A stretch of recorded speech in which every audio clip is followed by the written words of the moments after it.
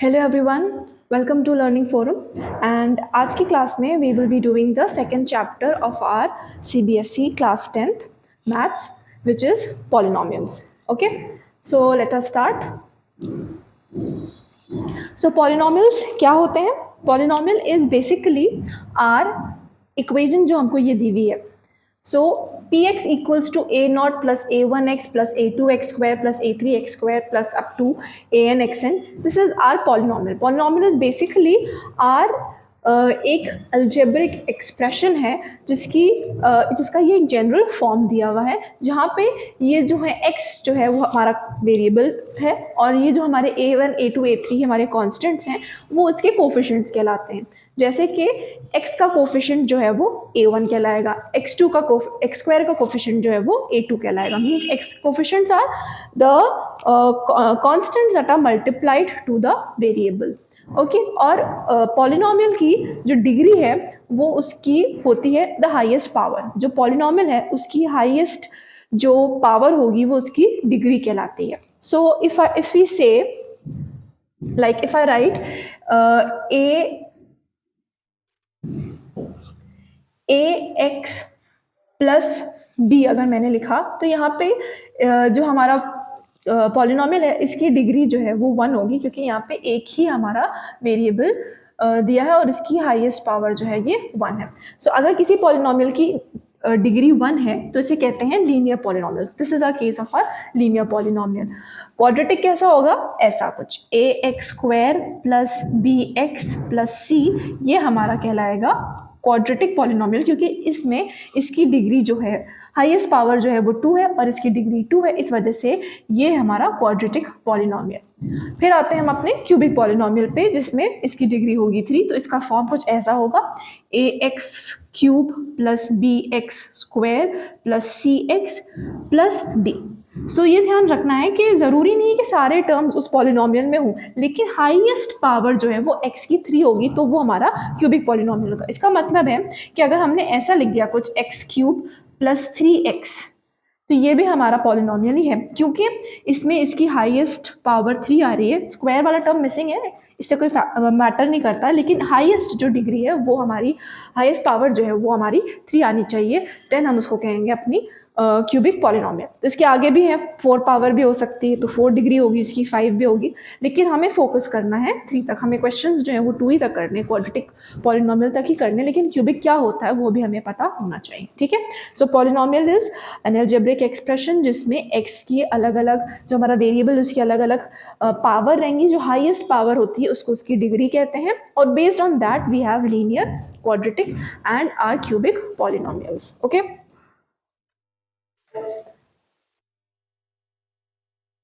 फिर हम आते हैं zero of the polynomial.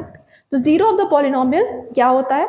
Zero of the polynomial का मतलब ये है कि उस पॉलिनोमियल में अगर हम के जो है उस पॉलिनोमियल का जीरो कहलाएगा, के जो है पॉलिनोमियल का जीरो कहलाएगा इफ के की वैल्यू हमने उस पॉलिनोमियल में रखी और हमको इक्वल टू जीरो आ गया वो पॉलिनोमियल तो उसे कहेंगे जीरो ऑफ द पॉलिनोमियल. के will be called the zero of the polynomial. For example like let us take this example x plus 7 equal to 0. x plus 7 दिया हुआ है हमको अपना एक पॉलिनोमियल. ठीक है. हमको इसका जीरो पता करना है. इसका मतलब है हम x की एक ऐसी वैल्यू रखें जिसकी वजह से ये जो पॉलिनोमियल है वो इक्वल टू 0 आ जाए. तो x की ऐसी कौन सी वैल्यू होगी? x की वैल्यू होगी वो -7. ठीक है. अगर हम -7 रखें x की जगह पे तो हमको क्या मिलेगा? Equal to 0. So -7 will be called the zero of the polynomial. ठीक. तो जीरो ऑफ द पॉलिनोमियल का क्या मतलब है कि that value when we put in that polynomial it reduces the polynomial to 0. ठीक है. वो उसका कहलाएगा 0. अब यहाँ पे मैंने लिखा है कि a polynomial has at most as many zeros as the degree. इसका मतलब ये है कि जितनी मैक्सिमम मतलब डिग्री मतलब होता है maximum power, highest power of the polynomial. तो जितनी हाईएस्ट पावर होगी किसी पॉलिनोमियल की उतने ही हमको जीरो मिल सकते हैं. इसका मतलब है कि अगर हम क्वाड्रेटिक की बात कर रहे हैं तो क्वाड्रेटिक में हमारे पास हाईएस्ट पावर होती है 2, उसकी डिग्री होती है 2, तो हमको मैक्सिमम 2 ही उसकी जीरोज मिल सकते हैं, उससे ज़्यादा नहीं मिल सकते. एक भी मिल सकता है लेकिन 2 मैक्सिमम है, इससे ज़्यादा नहीं होगा. वैसे क्यूबिक में हमको 3 मिलेंगे.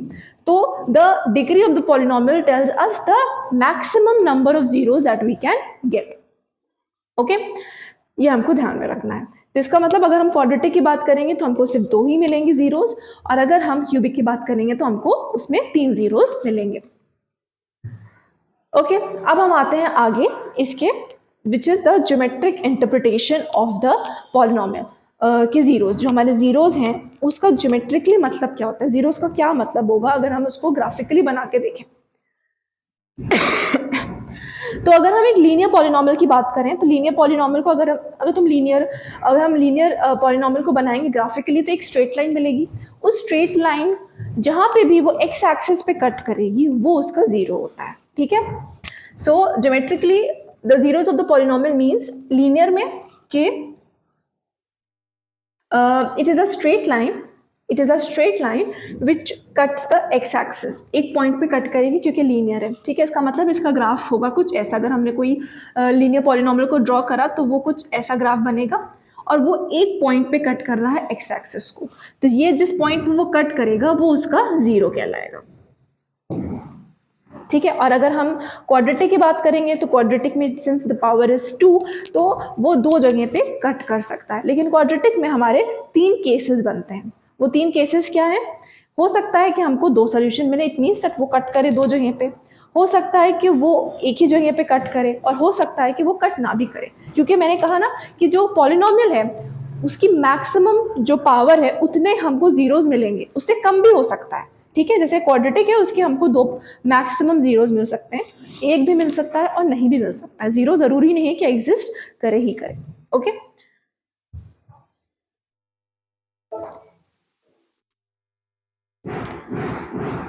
तो पहला केस है हमारे क्वाड्रेटिक का। हमारे क्वाड्रेटिक का केस है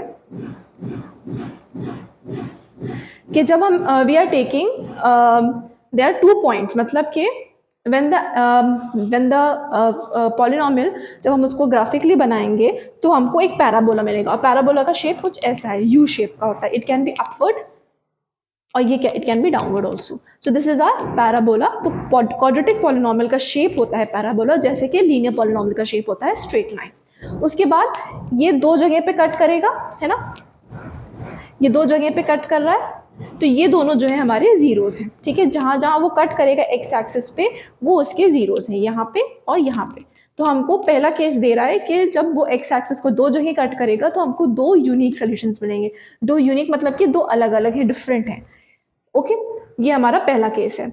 उसके बाद हम आते हैं दूसरे केस पे।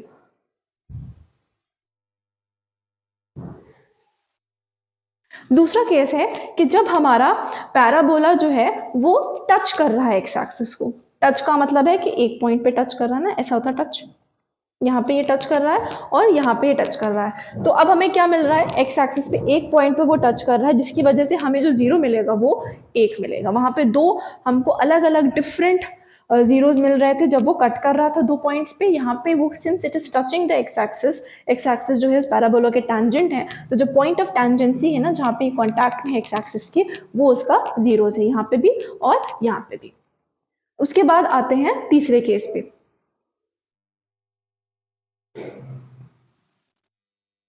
तीसरा केस है कि अगर हमारा जो पैराबोला हमने बनाया वो ना एक्स एक्सिस से कोई रिलेशन नहीं रख रहा है, मतलब कि ना वो कट कर रहा है ना वो उसको टच कर रहा है, बल्कि वो उसके ऊपर है या उसके नीचे है। तो यहाँ पे क्या हो रहा है कि हमारा जो पैराबोला है वो एक्स एक्सिस से काफ़ी दूर है, ऊपर है या फिर नीचे है।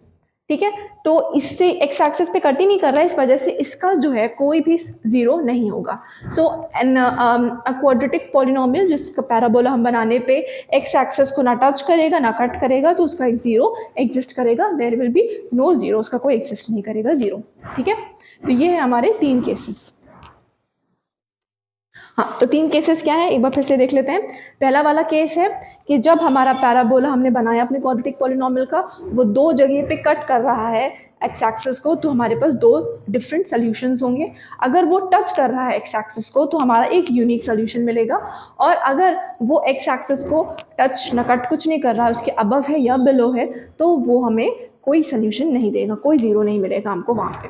ठीक, अब हम आते हैं अपने नेक्स्ट पॉइंट पे, which is the relation between the zeros and coefficient of the polynomial. तो जीरोज मतलब है कि जो हमारा पॉलिनोमियल उसके सॉल्यूशंस कह सकते हैं, या फिर वो वैल्यू जिसको पॉलिनोमियल में रखने से पॉलिनोमियल जीरो हो जाएगा, वो हमारे जीरोज कहलाते हैं। और हमारे जो कोफिशिएंट्स हैं वो क्या है, जो वेरिएबल्स हम जो कांस्टेंट्स हमें मल्टीप्लाइड है हमारे वेरिएबल से, वो उसके कोफिशिएंट्स कहलाते हैं। तो इनके बीच में कुछ रिलेशन एग्जिस्ट करती है। जैसे कि आप लोग ने लीनियर का पढ़ा होगा कि अगर आपको कोई लीनियर पॉलिनोमियल दिया हुआ है, उसका जीरो निकालना है। मान लीजिए मैंने कहा कि आपको इस पॉलिनोमियल का जीरो फाइंड करना है। px equals to 2x plus 7। तो हमें क्या करना है, इस पॉलिनोमियल को इक्वल टू जीरो अगर हम कर देंगे तो हमको इसका जीरो मिल जाएगा, क्योंकि हमारी एम क्या है कि ये पॉलिनोमियल अगर जीरो हो गया तो जो हमें वैल्यू मिलेगी एक्स की वो उसका जीरो होगा। तो हम क्या कर रहे हैं, 2x प्लस 7 को इक्वल टू जीरो कर देंगे और यहाँ से x को सॉल्व कर लेंगे। x मिल जाएगा -7/2। तो this will be our zeros, है ना, ये हमारा जीरोस होगा। तो याली क्वेश्चन ये वाला जो आपका जीरोस आया और ये जो आपको गिवन है, इसको अगर आप देखें तो इनमें कुछ रिलेशन आपको दिख रही है। ये हमारा है ax प्लस बी का फॉर्म, और यहाँ पे आपको क्या मिल रहा है, -7/2। तो हमें यहाँ पे पता चला कि हमारा जो जीरोस आता है, it is nothing but the negative of the constant term b, जो है यहाँ पे क्या है, जो कांस्टेंट टर्म है, और नीचे क्या दिख रहे हैं, जो कोफिशिएंट है x का।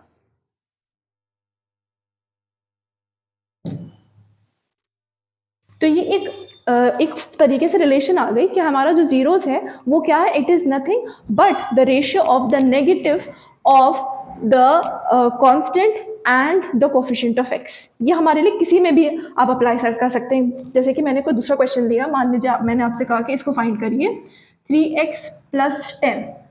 तो अब आपको सॉल्व करने की ज़रूरत नहीं है, आप ये भी कह सकते हैं कि जो हमारा जीरोस होगा वो कुछ नहीं होगा, नेगेटिव होगा of the constant term upon the coefficient term. तो हमारा आंसर आ गया x इक्वल्स टू -10/3, ये इसका जीरो होगा। तो लीनियर में ये रिलेशन होता है -b/a होता है, मतलब कि कांस्टेंट और कोफिशिएंट का हमें फ्रैक्शन में लिखना है उसको नेगेटिव के साथ, तो हमारा आ जाएगा जीरो। क्वाड्रेटिक में जो है, क्योंकि हमारे क्वाड्रेटिक में दो जीरोज आएंगे, तो उन जीरोज को यहाँ पे डिनोट करा है हमने अल्फा प्लस बीटा, और यहाँ पे इनकी रिलेशन होती है कि the sum of the zeros is equal to -b/a and the product of the zeros is c/a। और b/a क्या है, b है हमारा x का कोफिशिएंट, a क्या है x² का कोफिशिएंट है, और c जो है वो हमारा कांस्टेंट है। ठीक है, तो मतलब जो हमारे जीरोज आएंगे अगर उनको ऐड करें, जो जीरोज हैं उनको अगर हम ऐड करेंगे तो वो बराबर आना चाहिए negative of the constant coefficient of x के बराबर आना चाहिए, और ऊपर नीचे होगा कोफिशिएंट ऑफ x²।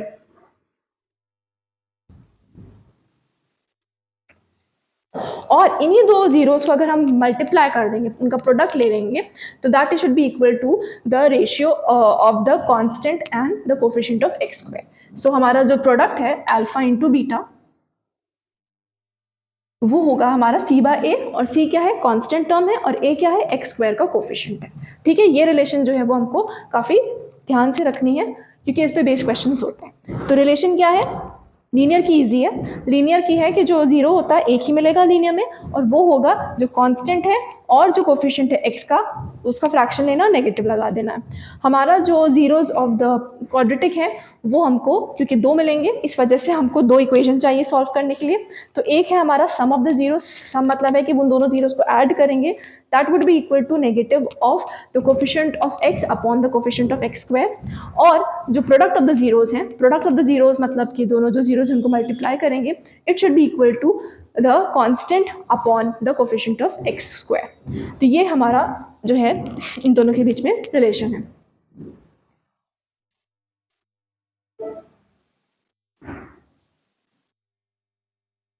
ठीक है, तो कॉन्सेप्ट जो है वो इतना ही है जो हमको ध्यान रखना है।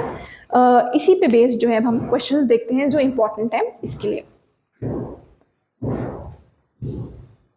तो पहला क्वेश्चन ग्राफ से आएगा, वो बहुत ही सिंपल सा होगा, आपको बस देख के बताना है आंसर, तो you can expect that in MCQs। तो जैसे कि आप देख सकते हैं कि यहाँ पे आपको बताना है कि कितने जीरोज मिलेंगे इस ग्राफ से। तो अभी हमने देखा कि जिस पॉइंट पे ये ग्राफ एक्स एक्सिस को कट करेगा उतने हमको जीरोस मिलेंगे। तो यहाँ पे कहाँ कट कर रहा है, एक पॉइंट यहाँ पे कट कर रहा है, एक पॉइंट यहाँ पे कट कर रहा है, यहाँ पे कट कर रहा है, यहाँ पे कट कर रहा है, यहाँ पे कट कर रहा है। तो कितनी जगह पे ये कट कर रहा है, 4 पॉइंट्स पे। तो इसका मतलब कितने जीरोस मिलेंगे इसके, 4 मिलेंगे। मतलब जितने पॉइंट्स पे ये एक्स एक्सिस को कट करेगा उतने इसके जीरोस मिलेंगे। जीरोस मतलब होता है पॉलिनॉमियल की solution. So the maximum solution that can happen of this is 4। ठीक है, सो इसका जो आंसर है वो होगा हमारा 4। ठीक है, अब आते हैं नेक्स्ट क्वेश्चन पे।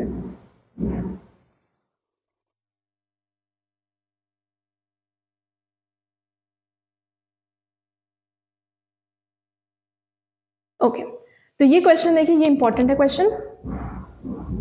ये क्वेश्चन क्या कह रहा है, obtain zeros of the polynomial. ये पॉलिनोमियल दिया है और we have to verify the relation between its zeros and coefficients. ठीक है, तो क्या है हमारा, हमको क्या करना है, इनके जीरोस निकालने हैं सबसे पहले। ये पॉलिनोमियल हमारा px,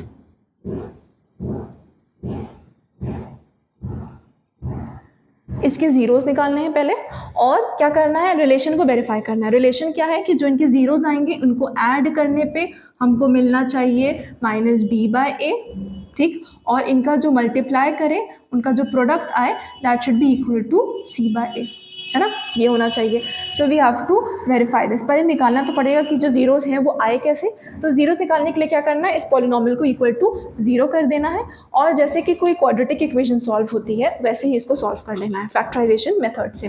तो फैक्टराइजेशन मेथड में क्या करते हैं, जो हमारा कांस्टेंट टर्म होता है और जो एक्स स्क्वायर का कोफिशिएंट होता है उसको मल्टीप्लाई करते हैं, उसके बाद उसके फैक्टर्स निकालते हैं such that the factors when being added और subtracted gives the middle term मिल जाए। तो पहले क्या करेंगे, फर्स्ट और लास्ट टर्म को मल्टीप्लाई कर देते हैं। 4√3 और 3 को मल्टीप्लाई करेंगे तो क्या मिलेगा, 4√3 इंटू √3, तो हमें आंसर मिलेगा 12। √3 देगा 3, सो 4 इंटू 3 हमें 12 मिल रहा है। अब 12 के ऐसे फैक्टर्स निकालने हैं कि हमको -8 मिले, साइन का भी ध्यान रखना है। तो 4 के फैक्टर्स क्या होंगे, 12 के फैक्टर्स क्या होंगे, 2, 6, 2, 3, 3, 1। तो इसके फैक्टर्स बनाते हैं, तो 2 और 6 इनको ऐड करने पे हमको 8 मिलेगा।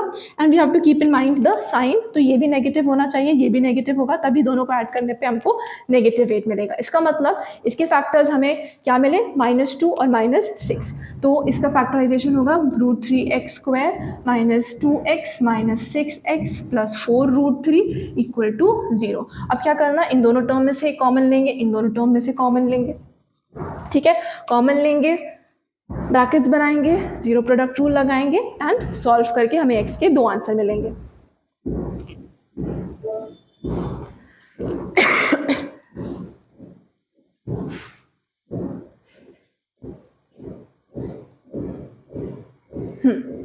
तो इसका आंसर देखिए क्या आया, एक आंसर आया 2√3 और दूसरा आंसर भी आया 2, एक 2√3 आया और दूसरा आया 2/√3। तो ये हमारे जीरोस आ गए, एक जीरो हमारा ये आ रहा है और एक जीरोस जो है वो हमारा ये आ रहा है। अब हमको क्या करना है, इनकी रिलेशन को वेरीफाई करना है। तो इनके सम जो है वो बराबर होना चाहिए। देखिए सम आया इसका ऐड करने पे ये, और ये बराबर होना चाहिए -b/a के। -b/a यहाँ पे क्या होगा, कंपेयर करके 8 -8 आ रहा है और a आ रहा है √3, तो वो वैल्यूज रखी हैं, -8/√3। तो देखिए हमारा सम जो है वो भी ये आ रहा है और हमारा -b/a भी ये आ रहा है, तो दोनों वेरीफाई हो गए। वैसे प्रोडक्ट के लिए भी देखेंगे, प्रोडक्ट जो है वो है अल्फा इंटू बीटा, वो क्या आएगा, इन दोनों को मल्टीप्लाई करके 4 आ रहा है, और इनका जो c/a है वो देखेंगे तो वो भी आ रहा है हमारा 4। सो इस तरह से वेरीफाई करना है कि जो सम है जीरोस का वो जो आएगा वही बराबर आएगा -b/a के, और जो प्रोडक्ट है वो सॉल्व करके बराबर आएगा c/a के। तो इस तरह से हम रिलेशन को वेरीफाई कर सकते हैं। ठीक है, तो ये वाला क्वेश्चन जो है वो इम्पॉर्टेंट है, इस सिंपल भी है और इम्पॉर्टेंट भी है, क्योंकि आपको क्या करना है, सॉल्व भी करना है, जीरोस भी निकालने, उसके बाद उसको वेरीफाई भी करना है उनकी रिलेशन को। तो इस तरह का क्वेश्चन आप एक्सपेक्ट कर सकते हैं। Okay, next question.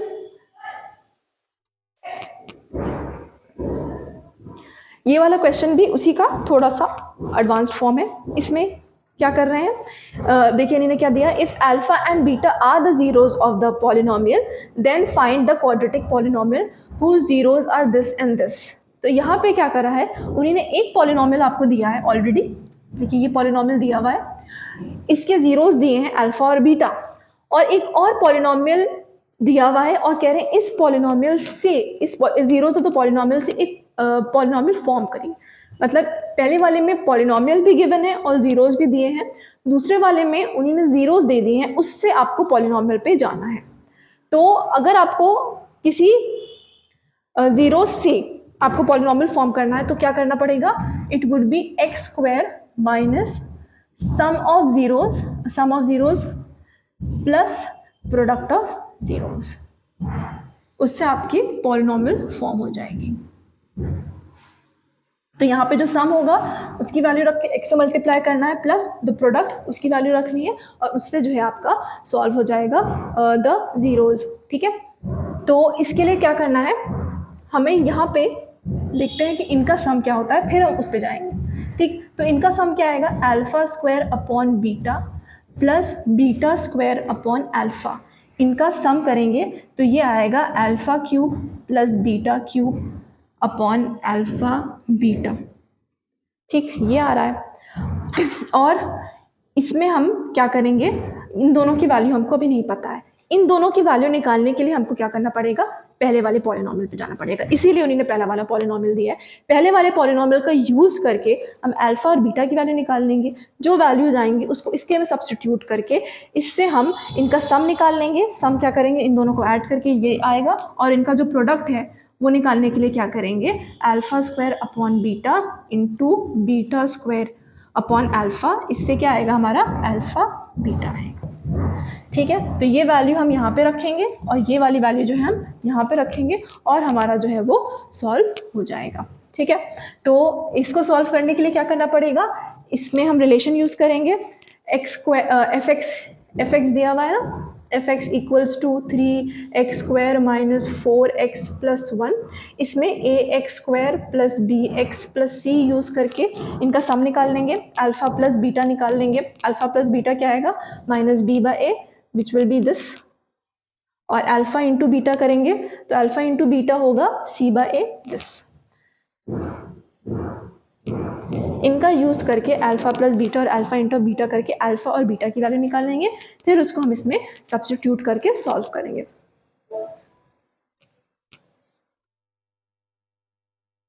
ठीक है, तो इसका सोल्यूशन देखिए कुछ इस तरह का है। हमने पहले अल्फा और बीटा निकाला, alpha plus beta alpha into beta, और उसके बाद हमने सेकेंड वाली का लिखा कि एक्स स्क्वायर जो है वो क्या होता है, sum of the zeros plus the product of zeros. इसके बाद सम हमने ऐड करा तो हमको ये मिल रहा है, और प्रोडक्ट जो है वो हमको मिल रहा है ये। तो अब इसमें देखिए alpha cube plus beta cube की वैल्यू हमें यूज़ करनी पड़ेगी, फॉर्मूला यूज़ करना पड़ेगा। Alpha cube plus beta cube का फॉर्मूला क्या होता है, alpha plus beta alpha square plus beta square minus alpha beta, तो वो हमने यहाँ पे लगाया। ठीक है, alpha square plus beta square, अब देखो यहाँ पे alpha square plus beta square की वैल्यू नहीं दी हुई है, तो उसके लिए हमने एक और फॉर्मूला लगाया, alpha plus beta the whole square minus 2 alpha beta. इस तरह से हमने पहले ये निकाला alpha square plus beta square, इसकी वैल्यू रखी, alpha cube plus beta cube निकाला विच इज़ 28/27, फिर प्रोडक्ट निकाला वो आया 1/3। तो पॉलिनोमियल हमारा क्या बना, एक्स स्क्वायर माइनस सम क्या आया था हमारा 28/9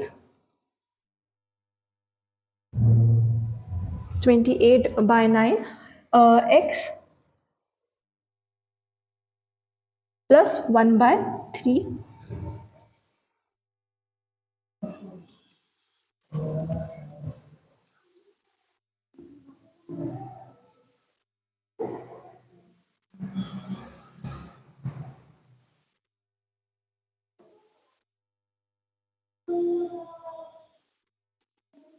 एक्स स्क्वायर ये सम रखा हमने 28/9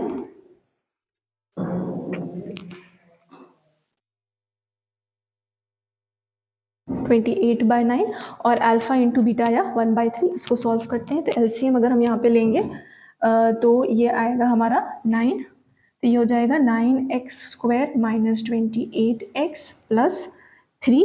और ये पॉलिनॉमियल में क्या करते हैं, ये जो 1/9 है इसको हम कांस्टेंट मानते हैं और उसको हटा देते हैं, तो ये आ जाएगा 9x² माइनस 28x प्लस 3। ये हमारी फाइनल पॉलिनॉमियल बन जाएगी। ठीक है, तो ये वाला क्वेश्चन थोड़ा सा टिपिकल है, लेकिन आप एक्सपेक्ट कर सकते हैं कि आपसे ऐसा पूछे, बिकॉज इसमें थोड़ा सा प्रीवियस चैप्टर का भी यूजेज हो रहा है।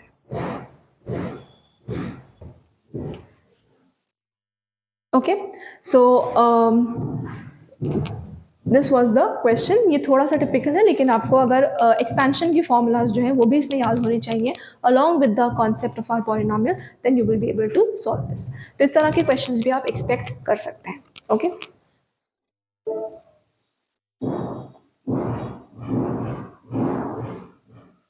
Okay, so with this we come to the and.